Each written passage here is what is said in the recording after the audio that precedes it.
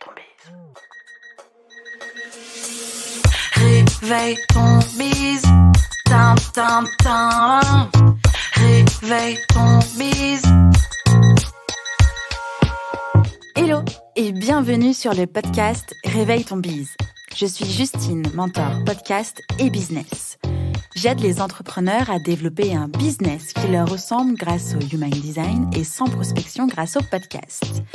Tous les lundis à 6h, je me mets au défi de vous partager des conseils et de l'inspiration pour vous réveiller, vous et votre business. Est-ce que vous êtes prêts à attaquer cette nouvelle semaine à fond ? Moi, je le suis. C'est parti, bonne écoute. Hello et bienvenue dans ce nouvel épisode de Réveille ton bise. L'épisode du jour se met en ligne un peu plus tard que d'habitude parce que j'enregistre cet épisode suite à un coaching que j'ai eu ce matin où mon coaché m'a dit « Justine, je suis au ralenti en ce moment. Je crois que j'ai perdu du sens et ma motivation en cours de route. » Je me suis dit qu'actuellement, il n'était pas le seul et surtout qu'il fallait rappeler que c'était une phase normale en business. C'est pour ça que l'épisode du jour est comment retrouver de la motivation dans son business. Parce que finalement, rencontrer des périodes de démotivation dans son business, eh bien, ce n'est pas rare. J'ai à ce jour jamais rencontré une seule entrepreneuse qui n'a jamais vécu cette phase de down. Ce qui veut dire que c'est une bonne nouvelle pour vous aujourd'hui et qui indique que perdre en motivation, c'est une chose normale en business. Ça fait partie des montagnes russes de l'entrepreneuriat. Alors, aujourd'hui, je partage avec vous mes meilleurs conseils et astuces pour surmonter ce manque de motivation actuel et vous permettre de continuer votre aventure entrepreneuriale avec, l'envie d'avoir envie. Commençons déjà sur comment identifier une phase de démotivation dans son business. Il y a plusieurs signes qui peuvent vous indiquer que vous êtes en phase de démotivation. Le premier signe, c'est peut-être que vous avez du mal à vous concentrer et à vous impliquer dans vos tâches. Peut-être que vous avez l'impression de ne pas être productif ou de ne pas avancer. Vous manquez sans doute d'enthousiasme et de passion pour ce que vous faites aujourd'hui. Vous avez peut-être l'impression de ne plus aimer votre travail ou de ne plus être intéressé par ce que vous faites. Le troisième signe, c'est peut-être que vous avez du mal à trouver de la motivation pour vous lever le matin et de travailler. Vous avez peut-être du mal à vous motiver pour accomplir vos tâches et vous pouvez même ressentir de la lassitude, voire de l'apathie. Le quatrième signe, c'est que vous avez sans doute des difficultés à communiquer avec vos collaborateurs, collaboratrices, clients, clientes et collègues de boulot. Vous pouvez avoir du mal à vous exprimer et à vous impliquer dans les discussions et les projets en cours. Et le cinquième signe, c'est que peut-être vous avez l'impression d'avoir perdu le sens dans ce que vous faites.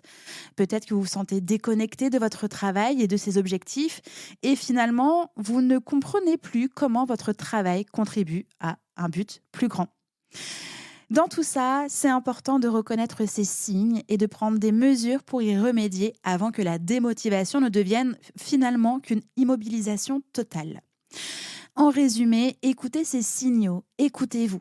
Vous êtes toujours au centre de votre business et donc de ses commandes. Voici donc mes 7 conseils pour retrouver de la motivation dans votre business.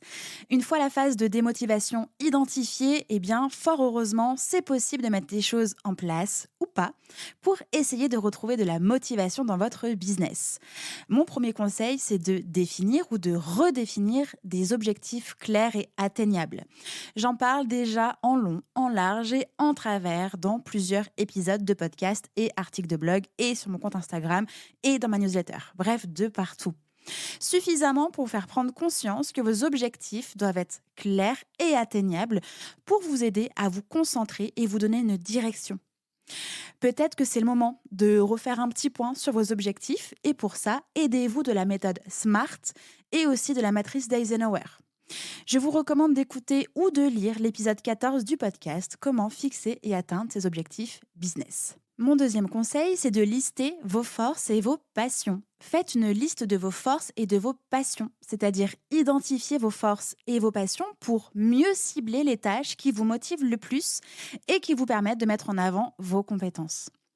Mon troisième conseil, c'est évidemment de prendre soin de votre bien-être physique et mental. Une bonne hygiène de vie, ça passe par des exercices, aller prendre l'air, manger sainement, dormir suffisamment, eh bien ça peut avoir un impact positif sur votre motivation et votre productivité. Pour ce faire, je vous recommande d'écouter ou de lire l'épisode 38, S'investir dans son business sans se délaisser, et l'épisode 39, Prendre du temps pour soi, un investissement dans son business. Mon quatrième conseil, c'est de trouver ou de retrouver du sens dans ce que vous faites.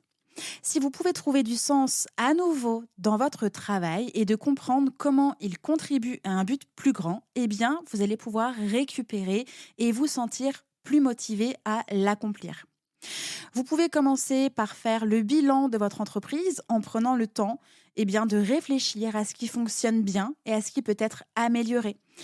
Vous pouvez trouver du sens dans votre travail en sachant que vous faites avancer votre entreprise de manière positive. Vous pouvez aussi trouver de nouvelles façons de vous impliquer en explorant pourquoi pas de nouvelles opportunités. Vous pouvez trouver du sens dans votre travail en découvrant de nouvelles façons de contribuer grâce à votre entreprise, à quelque chose de plus grand et à votre communauté. Vous pouvez écouter ou lire l'épisode 63, Au secours, je ne me retrouve plus dans mon entreprise. Mon cinquième conseil, c'est de faire une pause. Si vous vous sentez débordé ou démotivé, il peut être bénéfique de faire une pause et de vous éloigner de votre travail, de votre business pendant un moment. Vous pouvez aussi mettre en place une digital detox. Coupez-vous de tout ce qui vous oppresse, de toutes ces notifications pendant un petit moment. Ça va vous permettre de vous ressourcer et de revenir avec une nouvelle énergie, pourquoi pas des nouvelles idées et aussi une nouvelle perspective. Nous sommes en fin d'année au moment où j'enregistre cet épisode de podcast. Tout ce que je suis en train de dire peut rentrer dans votre phase de bilan et profiter de ces fêtes de fin d'année qui arrivent pour aussi vous reposer, prendre soin de vous. Si vous vous arrêtez un petit peu ou même tout court pendant les dernières semaines du mois de décembre, votre business ne va pas s'effondrer. Je vous invite à écouter ou lire l'épisode 15, Prendre des vacances quand on est entrepreneur, est-ce que c'est possible ? Et l'épisode 61, Comment s'absenter de sa propre entreprise sans risquer le crash. Mon sixième conseil, c'est de communiquer avec votre entourage business, mais pas que. Communiquez avec vos collaborateurs, collaboratrices, avec votre équipe, vos business friends, vos proches, pour vous aider à trouver des solutions et à vous sentir soutenu. Gardez en tête que vous n'êtes pas seul à vivre cette phase de démotivation dans votre vie, dans votre business. Alors partagez ça autour de vous. Non seulement vous allez pouvoir trouver de l'aide, mais sans doute que vous allez aussi pouvoir aider d'autres personnes. Et mon septième conseil, c'est pourquoi pas apprendre de nouvelles choses et développer de nouvelles compétences. En continuant à apprendre et à vous développer, vous allez pouvoir trouver de la motivation en découvrant de nouvelles opportunités et en vous sentant capable de relever de nouveaux défis. Attention cependant au syndrome de l'objet brillant qui consiste à tester toutes les nouveautés, tous les hacks, etc. et qui vont finalement vous faire perdre en focus et vous faire disperser. Une nouvelle fois, l'apprentissage et la montée en compétences doivent pouvoir répondre à l'objectif que vous êtes fixé. Restez focus sur votre persona et concentrez-vous sur l'essentiel.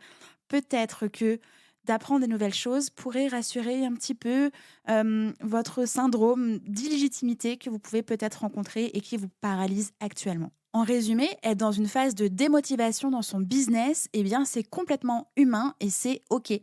Le plus important aujourd'hui, c'est d'identifier cette phase, d'en prendre conscience et d'ajuster le tir pour retrouver l'envie d'avoir envie avec un business qui vous motive à nouveau vraiment. Si vous vous reconnaissez et que actuellement vous êtes dans cette phase de démotivation, j'ai 2 choses pour vous. La première chose, c'est un worksheet sur Notion à disposition avec les 3 étapes pour arrêter de subir votre business. 100% passage à l'action où je vous partage les 3 étapes qui m'ont permis d'accompagner plus de 300 entrepreneurs et entrepreneuses à reconstruire un business qui contribue vraiment à leur bien-être et à vivre leur meilleure vie. C'est un worksheet que et il est en description de cet épisode, ainsi que tous les liens que j'ai cités sur les autres épisodes, articles complémentaires. Et la deuxième chose, c'est que vous avez aussi la possibilité de réserver votre appel de 30 minutes offert avec moi pour faire un point sur votre business.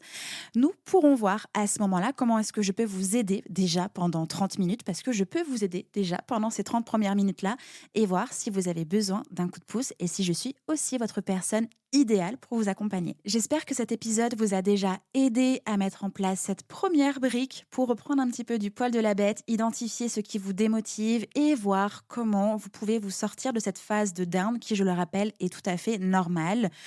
Vous avez toutes les clés pour redéfinir, redessiner un business qui vous donne envie, qui vous ressemble et qui vous motive. Prenez évidemment soin de vous et je vous retrouve demain pour un nouvel épisode. Ciao, ciao! J'espère que cet épisode vous a plu. N'hésitez pas à partager le podcast à une personne qui veut aussi se réveiller avec vous. Retrouvez l'ensemble des informations et des liens en description de l'épisode ainsi que sur le site internet www.justinarma.com. Si vous avez des idées, des suggestions ou si vous avez juste aimé cet épisode et que vous voulez me le dire, direction Apple Podcast pour laisser un commentaire et des petites étoiles.